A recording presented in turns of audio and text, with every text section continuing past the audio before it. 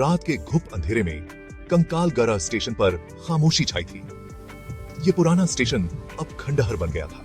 ना कोई ट्रेन रुकती, ना कोई आता जाता। लोगों का कहना था कि रात में यहाँ अजीब सी चीजें होती हैं, पर किसी ने हिम्मत नहीं की उनका सामना करने की। रात 12 बजने को थी।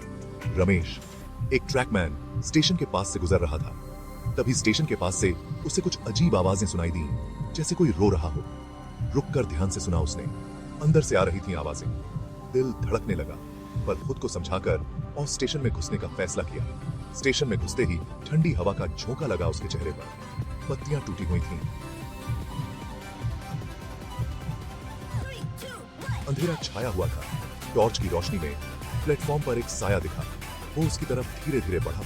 दिल धक धक करने लगा। पास पहुंचते ही वो साया एक औरत का निकला। सफेद कपड़े हवा में लहरा रहे थे। लंबे काले बाल, चेहरा ढके हुए थे। डरते हुए रमेश ने पूछा,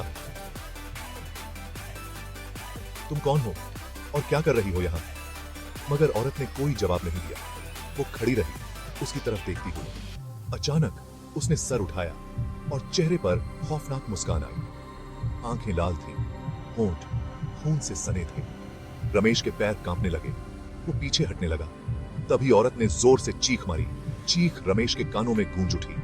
वो स्टेशन से जितनी तेजी से हो सकता था भागा, मगर पैर जैसे जम गए थे। औरत उसकी तरफ बढ़ने लगी। चीखें और भी भयानक होती गई। गहरा होता गया, चारों तरफ अंधेरा। औरत पास आ गई। रमेश की आंखों के सामने अंधेरा छा गया और वो जमीन पर गिर पड़ा। सुबह के वक्त कुछ लोग गुजर रहे थे। रमेश स्टेशन के बाहर बेहोश पड़ा मिला। चेहरे पर डर साफ झलक रहा था। होश में आते ही कांपते हुए बोला, वो औरत मार देती, वो मुझे नहीं जाने देती। फिर उसके बाद कोई नहीं गया उस स्टेशन के पास। कहते हैं लोग, जो भी गया वहां कुछ ना कुछ भयानक जरूर देखा। वीरान पड़ा है कांकलगढ़ स्टेशन। अंधेरे में छुपा है एक राज, इंतजार करता है जाने वालों का।